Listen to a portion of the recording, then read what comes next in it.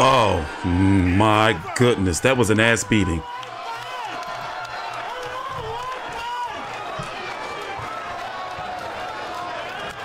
Tszyu just got stopped brutally in round number 3 in Orlando. Look at his face. In front of his dad. First fight his dad has been to since his debut. That was an ass whipping. Now, let me say this. A lot of us didn't know who Bakhram Murtazaliev was because he's been fighting in dark matches, meaning untelevised fights on Jamel Charlo undercards. Ironically, also, he's the last champion of a dying or fading, promotional organization, Main Event US, not the network or the broadcaster in Australia, but Main Event, the promotional company who once promoted Dmitry Bivol, Sergey Kovalev, and guys like Curtis Stevens, I believe they had, and several other fighters. There's Tim. He was knocked down 5 times brutally. After round number 1, during round number 1, we saw that Murtazaliev wasn't playing. And I remember in my preview video, I was telling Big J, like, yo, you know, he was in his fight with Jack Kuke where he went life and death. He was 27 days into the month of Ramadan when he couldn't drink any water or eat anything until the sun went down. And this was during training and during making weight. He's also an Igis Klimas fighter. That's Igis Klimas right there. The manager of Usyk, undisputed heavyweight champion. Lomachenko, multi-division champion. And Tszyu, at 29 years old, now has to go back to rebuilding. 2 straight losses. One was to Sebastian Fundora, and now you have to go back and look at the career of Tszyu and think to ourselves like, you know, we have to go back and look at that resume. But now it's like, sheesh, where does he go from here? Where does he go from here? Because now opportunities are going to dry up. And the fact that he took this type of beating in some small hotel casino in Orlando, where they were giving out $1 tickets. It's like, damn, they're saying he's done. Tszyu made an absolute cunt out of himself. Well, Tszyu, he does have heart. Let me tell you what his issue is.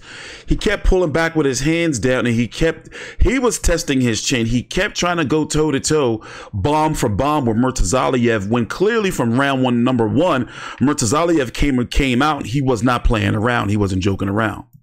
Is this the arena? Yeah, that's the arena right there that he's that they're in. Ooh, hot stones. I love hot stone massages. So this is PBC's first non-pay-per-view event. And let me tell you something. He was supposed to fight Lubin and possibly the winner of Fundora Charlo or Fundora Spence or whatever. Now, all them plans are shit. Back to Australia he goes. And he was supposed to be moving here to the States for better sparring and to become an American pay-per-view star. Listen in. Take your time out. Like the video. Subscribe. Cheers, Jimmy Lennon Jr. Sheesh. Let's see what they're saying on social media. That was brutal. If you've seen it, that was a brutal ass whooping. 1 minute 55 seconds in round number 3. A referee in charge, Christopher Young, stops the contest upon suggestion and advice and request of the corner. He is the winner by way of technical knockout. He is still the undefeated IBF junior middleweight champion of the world, Bakhram Murtazaliev. Sheesh. I gotta be careful, my computer might crash. Look at that. You see how hard he hit him? 17 of those victories have now come by knockout as he gets the biggest win of his career. He stops Tszyu. Well, all those dark matches paid off. He was taking step-aside agreement after step-aside agreement to not get Charlo, and now look.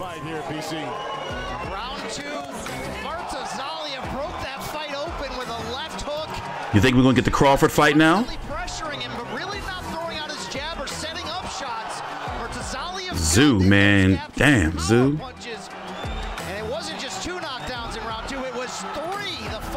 I know Australian fans are going to be having some issues with this.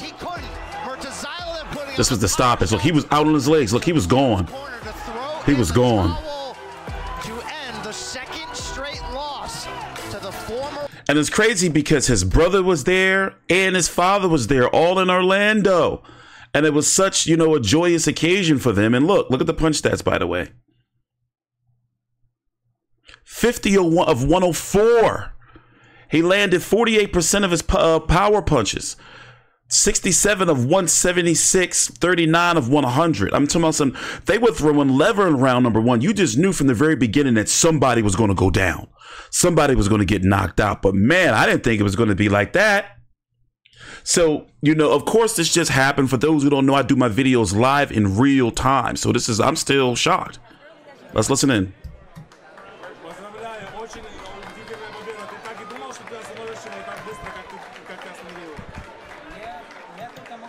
Fix the mic.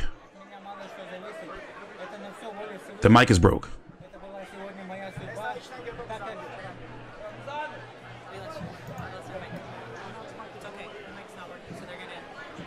By the way, this PBC event has been real cheap. There's the arena. Now they having mic issues. This is not PBC like. What an amazing outing tonight. Do you think you were going to stop him as early as you did? Поздравляю, Бахрам, какая убедительная победа. Ты так и думал, что ты так быстро остановишь его? Да, конечно, я не думал, что я так быстро его остановлю. Я просто на тренировке создавал причину, а это на все воля Всевышнего. Сегодня это была моя судьба. Я должен был выиграть, поэтому я выиграл. Разницы нету, был бы моим соперником Тим или кто-то другой. Это все от Всевышнего.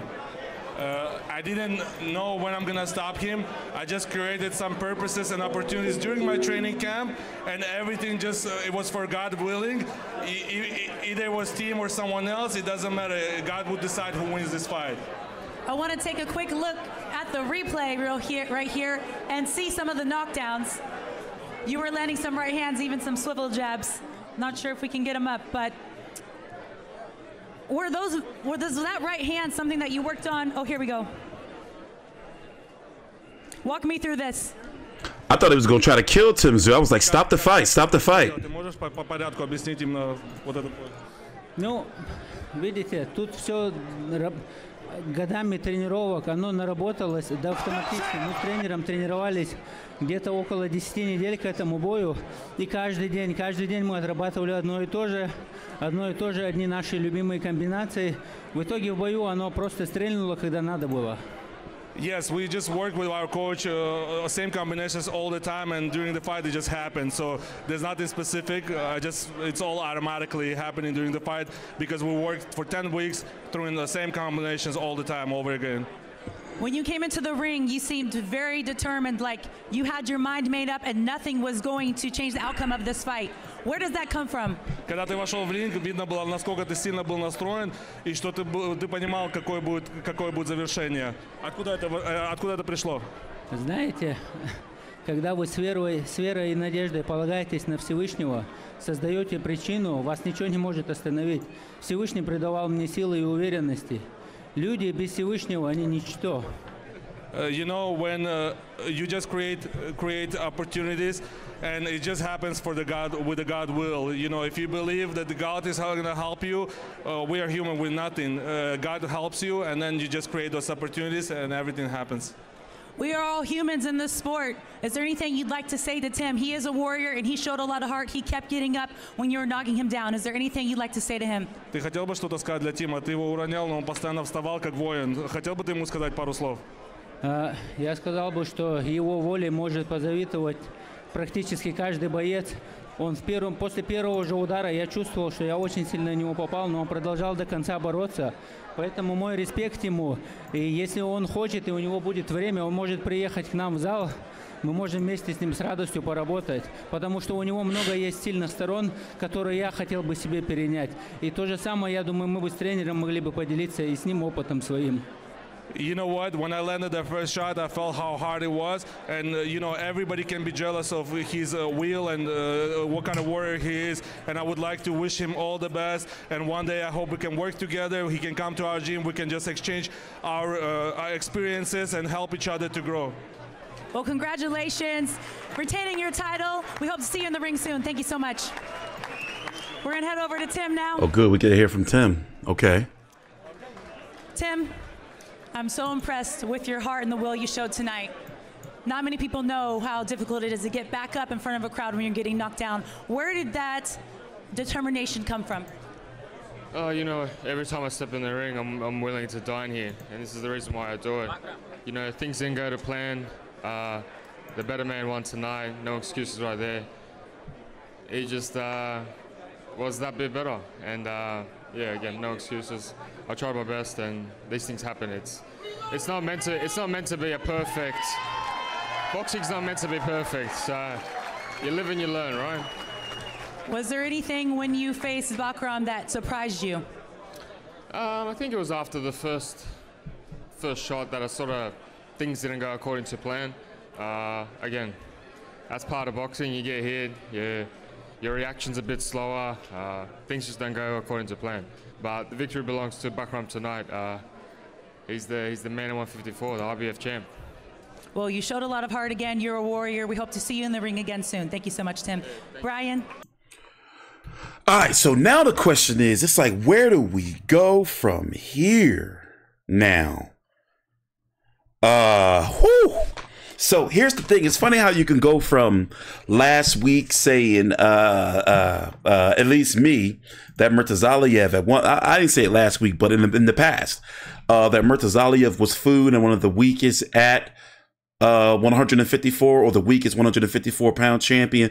But I did backtrack myself, because once I found that, I was like, okay, wait a minute. He was Ramadan when he fought Jack Kuke, because that was his last fight. He went life and death with Jack Kuke, but he was he was drained, and in a different type of drain, like training and trying to make weight while not being able to eat or drink any water during the day. So I had to take that into consideration. But if you look at it, don't be upset if you wrote Murtazaliev off, because we haven't been seeing him. And maybe we haven't been seeing him. Maybe it's because maybe Jamel Charlo and PBC and Al Heyman knew something. They had no intentions on fighting him for some reason. Maybe they knew, which is why they buried him in step-aside money. Well, he made good money in dark matches, because he was fighting on Charlo undercards, but in untelevised fights, not even on YouTube prelims. You know, and I've seen him fight in the past, but then he went on that 3-4 years of we not being able to see him fight. So he pops up and fights Jack Kuke this April, struggles with him a bit. You know, ends up getting the stoppage later on in the fight. But in this fight, you just seen that he came out with the moxie. He came out with the swag, with what the kids call it, the riz. With the way he was throwing, like, you put it this way, you can just tell the very first round, he was confident. And I think Tszyu went down 4 times before ultimately his team threw in the towel. And his trainer, before he started speaking Russian to him, he was speaking English the first round. But then after round 2, he just straight Russian. Like, anyway, no disrespect. But, you know, he was telling him in a cautious, concerned type of way. Let me see if I can find it. Like, he was like, yo, watch out for the right hand. Like, what is you doing? You know, you can tell he was concerned. Let me see if I can find the clip for you. The end of round number 1. Is this it?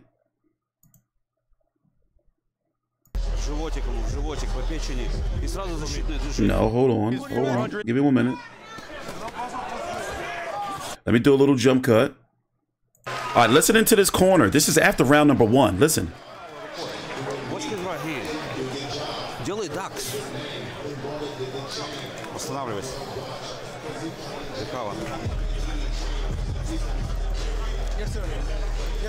Дыхание восстанавливается. Watch his right here. Больше walk, don't stress. Животиком, животик по печени. И сразу защитное движение. Не застаивайся долго. He was very concerned. Igor was very concerned. Very concerned, but we're going to continue this. I'm going to get my colleague Big J on the line, and we're going to talk about this, because now, I tell you what, I got to be honest. I would rather see Terence Crawford versus Bakhram Murtazaliev. Isn't it crazy how things can change overnight over Sebastian Fundora? But now, will everybody be after Murtazaliev? I know he's got a lot of money coming his way. Do you think people are going to be going after him? Like, do you think a guy like Erickson Lubin, who's supposed to be next, by the way, do you think they're going to be lining up to fight Murtazaliev? You know, or you think he's going to become a boogeyman in a sense? Like he's not going to be able to get no fights? I don't know. Things are going to get interesting over the next couple of months. But by the way, overall, solid card. I did enjoy the card. The Cesar Matteo Tapia versus Indri Saverdra. I'm sorry, I'm butchering the name. That was an exciting fight. That opened up the card, ended in a draw. Yunius Teles, and I'm sorry, I'm probably butchering his name as well, versus Johan Gonzalez. Very exciting fight.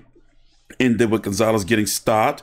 You know, that was the only 3 fights that we seen on the broadcast. We didn't see any prelims, but good card. You know, the only issue I have is compared to where PBC came from to where they are now, it's just that the production quality was low. Hell, that would have never happened on the PBC event before. You know, where a mic goes out, you know, $1 tickets. And I understand the weather and, you know, hurricanes and everything, but let's face it, an Australian and a Russian down in Disney World, down in Orlando, wasn't, you know, I don't understand why they did it. I'm figuring it's because they owed or had an obligation contractual to the arena, had to put a fight down there. But man, the 154-pound division just pretty much got turned on its head a bit. Now that Tszyu, he's got to go back to rebuilding, you know, because it's like, sheesh. And he's 29 years old now. He's no longer a kid, as they were saying. But let me get up out of here. Stop being long-winded. I'm TstreeT Controversy with 5U360. Thanks for watching. Please subscribe.